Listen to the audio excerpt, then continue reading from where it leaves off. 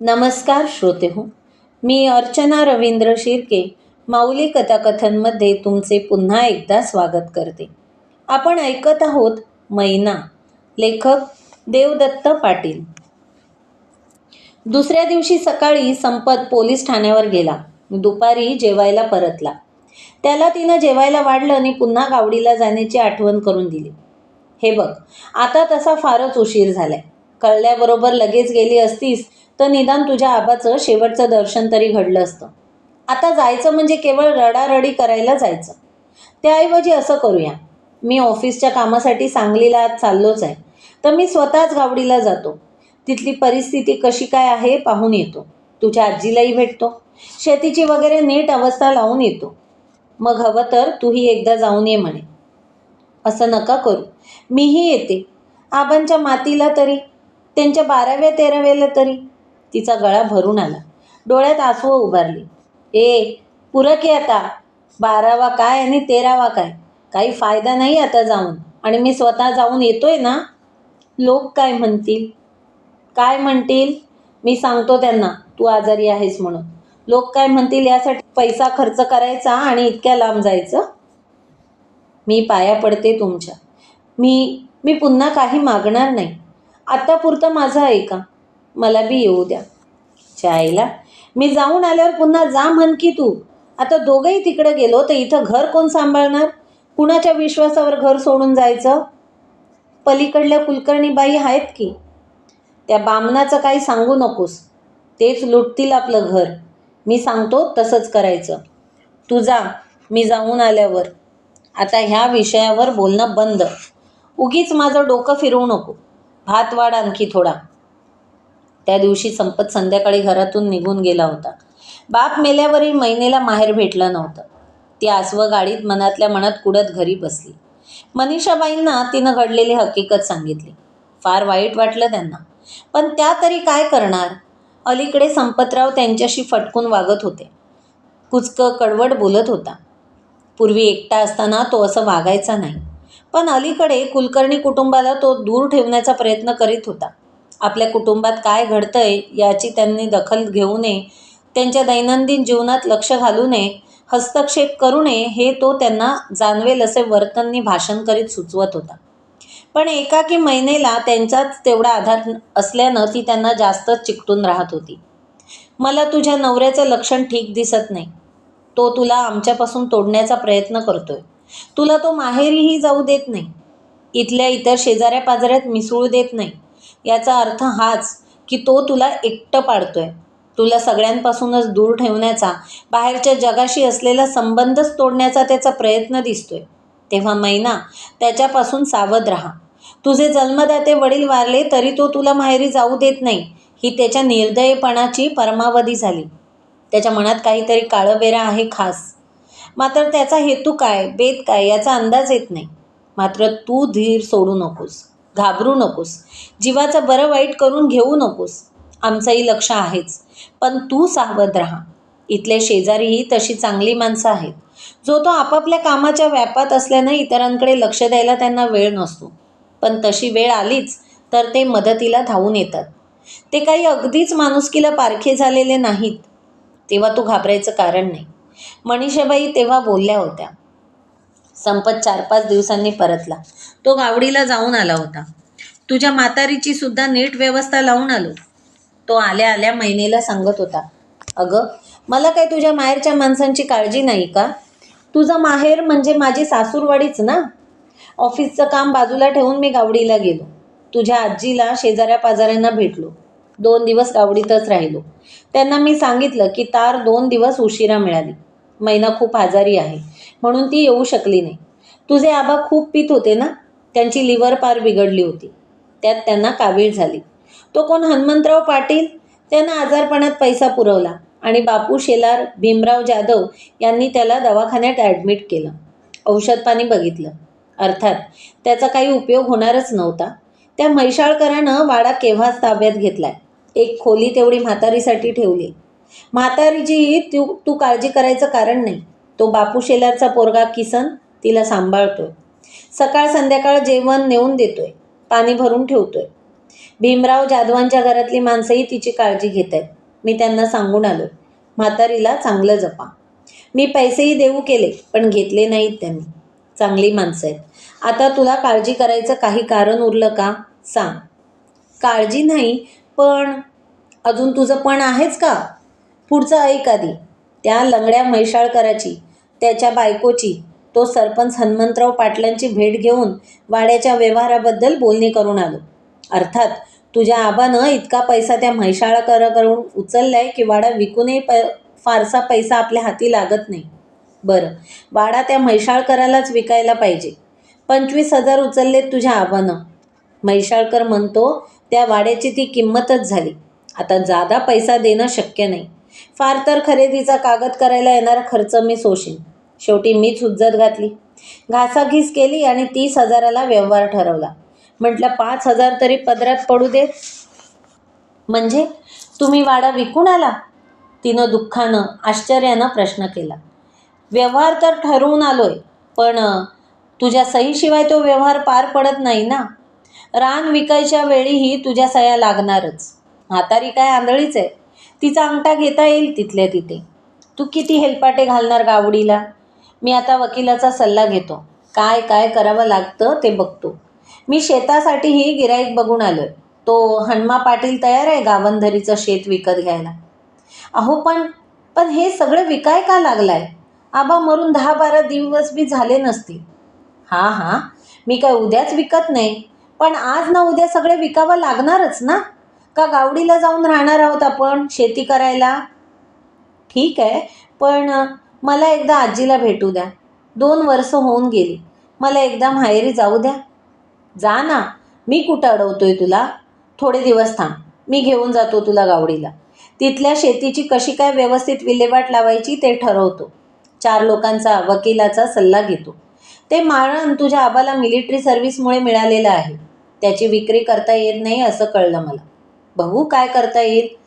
बरं, मी अंघोळ करतो. प्रवासाचा फार शीण आलाय बघ. तू स्वयंपाक कर. जेवून तासभर झोप घेतल्याशिवाय थकवा जायचा नाही. महिनेला माहेरी पाठवण्याबाबत संपत चाल ढकल करीत राहिला. मात्र तो स्वतः 2-3दा विक्रमनगरने गावडीला जाऊन आला. महिनेला आजीविषयी फार काळजी वाटत होती. आंधळी, सर्वांगानं थकलेली म्हातारी. जवळ नात्यातलं कुणीही नाही. ती काय खात असेल, कशी जगत असेल, आजारपणात तिची सेवा शुश्रूषा कोण करीत असेल. मैना नवऱ्यामागं सारखं टिपणं लावून होती. मला गावडीला न्या, मला गावडीला न्या. संपत उडवाउडवीची उत्तरं देत होता. म्हातारीची नीट व्यवस्था लावलीच, तिचं काळजी करण्याचं कारण नाही म्हणून सांगत होता. मनीषाबाई मैनेला साक्षर केलं होतं, सावधही केलं होतं. कुठल्याही कागदपत्रावर ते कागदपत्र नीट वाचून अर्थ समजावून घेतल्याशिवाय सह्या करू नको म्हणून बजावलं होतं. नवरा मैनेला नीट वागवत नव्हता. तिचा छळ करीत होता. तो विकृत आणि निर्दय असल्याने मैनेला त्याचा जाच असह्य झाला होता. तिचे आधार तोडून तिला लुटण्याचा त्याचा हेतू दिसत होता. लेक वारशाने तिच्या पदरात जे काही पडणार होते ते तो हडप करून बसला आणि उद्या तिला हकलून दिले तर मैनेला जगताच येणार नव्हते. यासाठी गावडीला असलेल्या जमिनीचा तुकडा जपून ठेवणे आवश्यक होते. थोडे दिवस गेले आणि एका शनिवारी संध्याकाळी संपत अतिशय उत्साही आणि प्रसन्न मुद्रेने घरी आला. येताना त्याने मटण आणलं होतं. रमची बाटली आणली होती. मैने, मटण शिजव, त्यानं हुकूम सोडला. मैना स्वयंपाक करू लागली. तो पीत बसला. स्वयंपाक उरकल्यावर तिनं जेवायला वाढलं. मी उद्याच विक्रमनगरला जातोय, गावडीला जाऊन येईन. तो जेवता जेवता बोलू लागला. मी येते की. तुझं काही काम नाही आता. मी सगळी नीट व्यवस्था लावून येतो. कशाची व्यवस्था लावताय? तिनं सहज विचारणा केली. आल्यावर सांगतो तुला. मलाही न्या की आजीला भेटायला. तिची तू काळजी करू नकोस, ती आरामात आहे. पुन्हा कधीतरी नेईन तुला एक दिवस. विक्रमनगरलाही तुझं काम आहेच. त्याचवेळी गावडीला जाऊ म्हण. मी एक फ्लॅट बघून आलोय जोगेश्वरीला, एकदम फर्स्ट क्लास. आता लवकरात लवकर पैसा उभा केला पाहिजे. गावंधरीचं रान विकून टाकायचं. माळरानावरही हनुमंतराव पाटील पैसे द्यायला तयार आहे. गेल्या वेळी सगळं ठरवून आलोय मी. अहो, पण मला विचारलं नाही तुम्ही. आणि ठरवलं म्हणजे? त्यात तुला काय विचारायचं? हां, तू माझी बायको आहेस का नवरा? तू नुसत्या सह्या करायच्या, मी दाखवीन तिथं. असं कसं? रान नको विकायला. तो हसला. रान विकायचं नाही. राहिलं. नाही विकायचं, पण मला पैसे तर पाहिजेत. मग मी असंच करतो, तुलाच विकतो. कामाठीपुऱ्यात माझ्या ओळखीचे दलाल आहेत. तशी तू देखणी आहेस, जवान आहेस, भरपूर किंमत येईल. तुझा धंदा जोरात चालेल. सुरुवातीला तर रोज 50 गिराईक सहज येतील तुझ्याकडे. असं काय घाण बोलताय? ती बोलली आणि तिनं हुंदका दिला. तुला मी त्या वेश्यांच्या बाजारात नेऊन विकलं तर कोण विचारणार आहे मला? हां, मी सांगतो तसं वागायचं. काय? ज्यादा बकबक बिलकुल नाही मागता. आणि रडायचं तर नाही. बंद. रडणं एकदम बंद. हां, असं ध्यानात ठेव. ह्या संपत मानेच्या पकडीत सापडलीस तू. ह्या पकडीनं मेल्याशिवाय सुटका नाही. गप गुमान माझं ऐकायचं. काय? मैना त्याचं बडबडणं ऐकत गप्प बसून राहिली. काय? आता कसं तोंड मिटून बसलीस? म्हणत तो ताटावरून उठला. कॉटवर येऊन बसला. मग तो सिगरेट ओढू लागला. मैना जेवायला बसली. रान विकायचं होय का नाही माझ्या मैने? बोल. म्हण बघू. रान विकायचं म्हण. मैनेनं डोळे पुसले. ती काही बोलली नाही. घास तोंडातच फिरत होता. ए साले, बोल. म्हण रान विकायचं. फ्लॅट घ्यायचा. मी कागद तयार करून आणले. तू सह्या करायच्या. काय? बोल. रान विकायचं. ती गप्पच. तुझ्या आईला रान विकायचं म्हण. तो आता चिडला. नाही विकायचं. तिनं एकदम धाडस केलं. मैने. तो ओरडला. उठला. तरा चालत तिच्याकडे गेला. त्यानं तिचा बुचडा धरून ओढला. ती पुढ्यातल्या ताटावर पडली. तो तिला तसाच दरादरा पुढं ओढू लागला. असह्य वेदनेनं ती कळवळली. त्यानं मग केस सोडले आणि तिच्या पेकाटात लाथ घातली. त्या धडपड दंग्यानं गॅलरीत नुकताच जेवून उभे असलेले गोविंदराव बंद दाराशी आले. त्यांनी दारावर थाप मारली. अहो संपतराव. त्यांची हाक आली. दार उघडा. कोण आहे तो साला? काय पाहिजे? संपतनं संतापून ओरडून विचारलं. अहो मी गोविंदराव. शिव्या काय देताय असं? तुम्ही का आलाय आमच्या दाराजवळ? काय संबंध तुमचा? पण संपतराव. ए बामना, बाहेर आलो तर मुंडी मुरगाळीन. गोविंदराव आपल्या घरात गेले आणि मग तो मैनेला लाथा बुक्क्यांनी झोडपून काढू लागला. ती गुमान मार सहन करीत होती. तिनं तोंड घट्ट मिटून घेतलं होतं. वेदनेचा हुंकारही ती तोंडावाटे बाहेर पडू देत नव्हती. तिचे केस विस्कटले. वस्त्र अस्ताव्यस्त झाले. साडी सुटली. ब्लाऊज फाटला. तो बेभान झाला होता. त्यानं तिची वस्त्र ओरबाडून बाजूला केली. ती वेदनांनी तळमळताना पाहून त्याची वासना उद्दीपित झाली. तो तिच्यावर स्वार होण्यासाठी प्रयत्न करू लागला. ती धडपडू लागली. त्याला प्रतिकार करू लागली. तिच्या प्रतिकाराने तो चवताळला. जास्तच चेकाळला. तिच्या देहावर तुटून पडला. ती गलित गात्र होऊन पडली. तो तिचा उपभोग घेऊ लागला. वासनानंदाने बेहोश झाला. क्रूरपणे तिचे हाल करीत नाना प्रकारे यातना देत सुख लुटू लागला. मनसोक्त उपभोग घेऊन तो तृप्त झाला. थकून बाजूला झाला. बेडवर आडवा झाला आणि काही क्षणातच निद्राधीन झाला.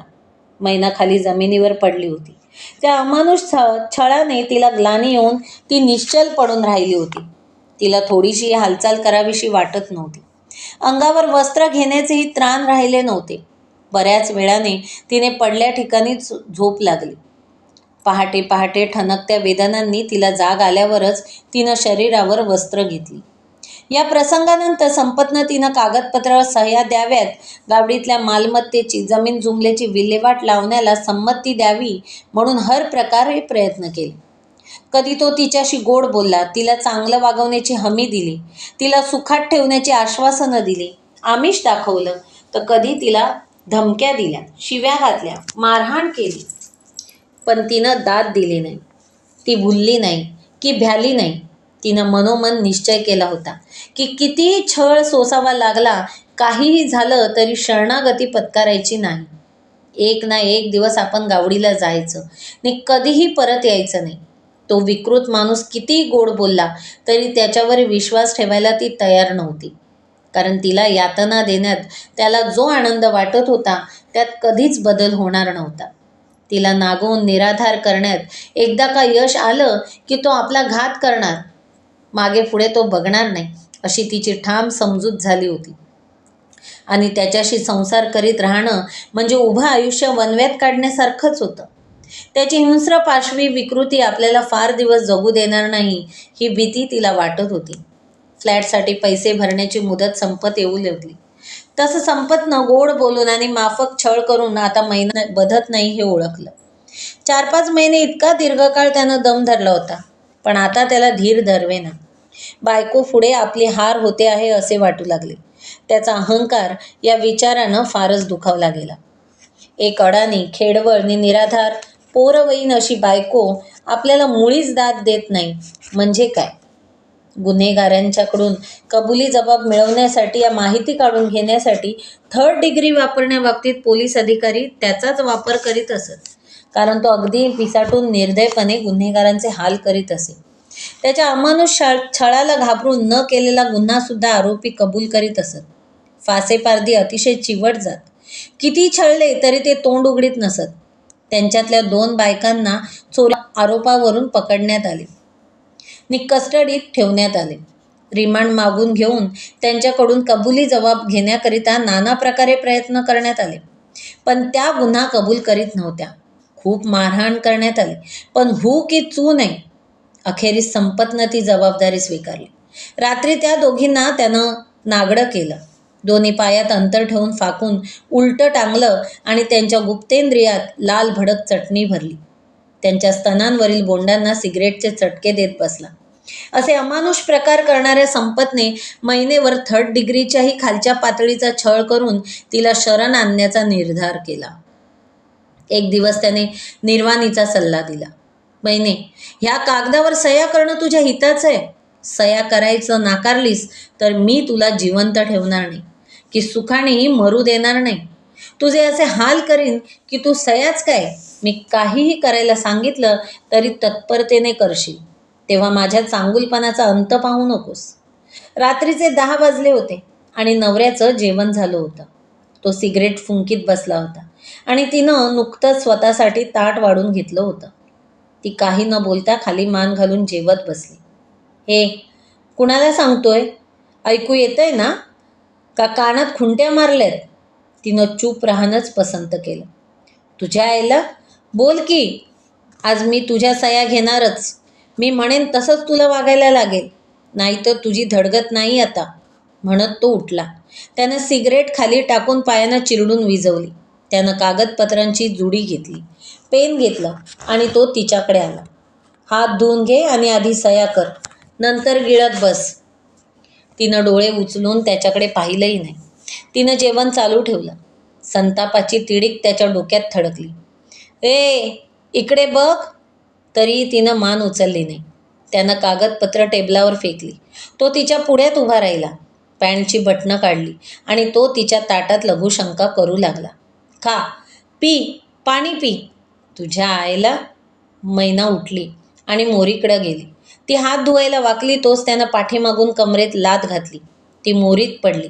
डोकं पुढच्या भिंतीवर दानकन आपटलं. ती कळवळली. ती उठू लागली तोच त्यानं पुन्हा लाथ घातली.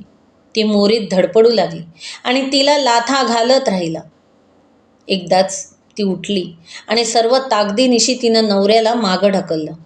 तो भांड्यात कलमडला. तोल जाऊन ढुंगणावर आदळला. तो संतापानं उभा पेटला. ती मोरीतून बाहेर आली होती. तो तिच्यावर धावून गेला. तिच्या झिंजा धरून हिसडलं. तिनं त्याला बोचकारलं. तिच्या ओरखड्यातून त्याच्या तोंडावर, हातावर रक्तरेषा उमटल्या. त्याचे हात तिने हासडून टाकले. त्याच्या हातातून केस सुटले. त्याचा जळफळाट झाला. डोळ्यात रक्त उतरलं. त्याने खुंटीवरचा बेल्ट ओढून घेतला आणि त्या बेल्टनं तिला झोडपू लागला. मैना आता प्राणपणानं प्रतिकाराला तयार झाली होती. ती त्याचा मारा चुकवून बेल्ट पकडण्याचा प्रयत्न करू लागली. ती त्याच्या अंगझाटी पडली. त्याला बेल्टने मारता येईना. त्यानं बेल्ट तिच्या मानेभोवती गुंडाळला. ती तो फास काढण्याचा प्रयत्न करू लागली. बेल्टचा मानेभोवती तिडा टाकून त्याची दोन्ही टोकं हातात धरून त्याने हिसका देऊन तिला खाली पाडलं. तिला वाटलं तो आपला जीव घेणार तो फास आवळून, पण तिला तो लगेच जीवे मारणार नव्हता. त्यानं तिला ओढून कॉटजवळ नेलं. बेल्ट ओढून काढला आणि मग तो सपासपा तिच्या अंगावर बेल्टचे फटके उडू लागला. ती किंचाळू लागताच त्यानं बेल्ट टाकला आणि तिच्या अंगावर पडला. तिच्या अंगावरचे ब्लाऊज आणि ब्रेसेर ओढून तोडून फाडून काढले आणि तिच्या हातावर पाय ठेवून तिच्या तोंडात बोळा घातला. ती घुसमटून ऊ ऊ ऊ करू लागली. त्यानं मग तिला पालती केली, दोन्ही हात ओढून घेतले आणि तिला तिच्या साडीने बांधले. मग त्याने प्लॅस्टिकची दोरी घेतली. त्याने हात बांधून तिला उचलून कॉटवर उतानी पाडली. तिचे दोन्ही पाय लांबवून फाकून दोन्ही बाजूला कॉटला करकचून आवळून बांधून टाकले. आता ती हालचाल करू शकत नव्हती. ऊ ऊ पलीकडे आवाज करू शकत नव्हती. त्यानं तिला बांधल्यावर तो खुर्चीवर विसावला. त्यानं निवांतपणे एक सिगरेट ओढली. त्याने ट्रान्झिस्टर ऑन केला. त्यावर कसलं इंग्रजी गाणं चालू होतं. आता संपतला तिला छळण्यात कसलाच अडथळा नव्हता. रात्र होती. भरपूर वेळ होता. कुणी तिच्या मदतीला येण्याची शक्यताही नव्हती, कारण ती कसलाच प्रतिकार करू शकत नव्हती. मांजर असहाय्य उंदराशी खेळायला तयार झालं होतं. तो उठला. त्यानं तिला पूर्णपणे विवस्त्र केलं आणि तो तिच्या शरीराशी खेळू लागला. तिच्या मुद्रेवर वेदना उमटत तेव्हा त्याच्या मनात आनंदाच्या उकळ्या फुटत. जे जे सुचेल ते छळण्याचे मार्ग त्याने अवलंबण्यात कसूर केली नाही. अधूनमधून तो तिला कागदपत्र दाखवायचा, सया कर म्हणायचा, मी सांगतो तसं वाघ म्हणायचा, जमीन विकायला संमती दे म्हणायचा आणि ती नाही म्हणून मान हलवायची. तो मग हसायचा, आपले आवडते विकृत चाळे करायचा. दुसऱ्या दिवशी सकाळी तो ऑफिसला गेला. बाहेरून त्यानं खोलीला कुलूप लावून घेतलं होतं आणि आत मैना बांधलेल्या अवस्थेतच होती. तो संध्याकाळी परत येणार होता, पण त्याला तातडीनं ऑफिसच्या कामासाठी मुंबई बाहेर पाठवण्यात आलं आणि 3-4 दिवस तो परत येऊ शकला नाही. त्यामुळे मैनेचा शारीरिक छळ थांबला, परंतु थेंबर पाणी वा अन्नही तिच्या पोटात गेलं नाही. बंधमुक्त होण्याचे तिचे सर्व प्रयत्न निष्फळ ठरले. आवाज करून शेजाऱ्यांचे लक्ष वेधून घेण्यातही तिला अपयश आले. तिचा जीव भुकेने व्याकुळ झाला होता, तहानेने व्याकुळ झाला होता. ती तडफडली, तळमळली. आता मरणच यातून आपली सुटका करणार असे तिला वाटू लागले. ती शुद्धीवर राहण्याचा आटोकाट प्रयत्न करीत होती. शरीरात प्राण थोपवून धरण्याचा तीव्र इच्छेने ती तगून राहिली होती. वाऱ्याने दिव्याची ज्योत मोठी व्हावी तशी तडफडत होती आणि विझवण्यापूर्वी ज्योत मोठी व्हावी तशी तिच्यातली चैतन्य शक्ती थोड्याशा हुशारल्याने ती त्या उत्तर रात्री जोरजोराने कण्हू लागली. आणि कुलकर्णी कुटुंबाने तेव्हाच तिच्या सुटकेसाठी प्रयत्न करण्याचा निर्णय घेतला. अहो बाई, उठा, तुम्हाला विक्रमनगरलाच उतरायचं आहे नव्हं? कंडक्टरनं तिला जागा करून विचारलं. विक्रमनगर?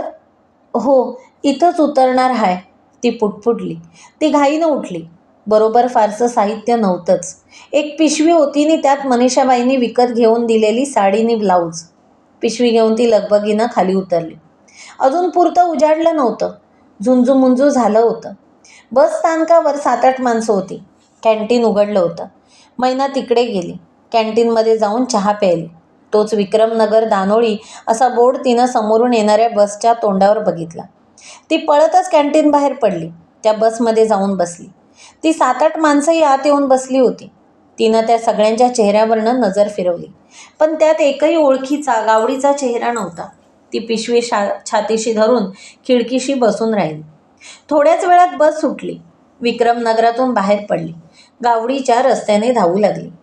मैना खिडकीतून बाहेर बघत होती. आता अंधार खूपच विरघळला होता. उसाच्या फडावरून पक्ष्यांचे थवे भरारत होते. बस गावडीजवळ आली तेव्हा पूर्वेला तांबडं फुटलं होतं. झाडांच्या शेंड्यावर पाखरं उतरत होती. बस लंगड्या म्हैसाळकराच्या हॉटेल पुढे थांबली. मैना खाली उतरली. तिनं बघितलं, जवळच्या पारावर अजून कुणी आलं नव्हतं. हॉटेलात 2-4 माणसं होती. काउंटरवर कुणीच नव्हतं. ती मग झपाट्याने चालू लागली. कुणाशी बोलत थांबण्याची तिची इच्छाही नव्हती. कधी एकदा आपण आपल्या घरात जातो आणि आजीला भेटतो असं झालं होतं. आबांची आठवण मनात दाटत होती आणि डोळे भरून येत होते. ती खाली मान घालून चटाचटा चालत होती. सकाळी उठून पाण्याला जाणारे, वैरण आणायला जाणारे, मिश्री घासत बसलेले, गोठ्यातली साफाई करणारे, शेणाच्या पाट्या घेऊन उकिरड्याकडे जाणारे, शेणी लावणारे असे बाया बापे तिला पाहत होते. पण मैना असेलसं चटकन कुणाच्या लक्षातच आलं नाही. त्यांनी न्याहाळण्यापूर्वीच ती पुढे जात होती. ती बाबरवाड्यापुढे आली आणि पायऱ्यात चढूनच तिनं समोर बघितलं. दरवाजा बंद. आजी अजून उठली नाही. ती दार ढकलणार तोच तिला दरवाजाला भलं मोठं कुलूप लावलेलं दिसलं. कुलूप? ती चकित झाली. मग आजी कुठं गेली? आणि एवढ्यात किशा धावतच तिच्याकडे येताना दिसला. मैने, त्यानं हाक दिली. तो जवळ आला. मैने, तू? किशा, आजी, आणि बाहेरनं हे कुलूप का? आ, म्हणजे आजी वारल्याचं कळलं नाही तुला? अगं तार केली की, 8 महिनं झाली की. हे कुलूप त्या म्हैसाळकरानं लावलंय नवं का? किशा भराभर बोलला आणि मैना भयचकित नि शोकाकुल अवस्थेत डोळे विस्फारून अविश्वासानं त्याच्याकडे पाहतच राहिली. हळूहळू मैनेच्या विस्फारलेल्या डोळ्यात पाणी साचू लागलं. मग लवकरच ते गालावरून ओघळू लागलं.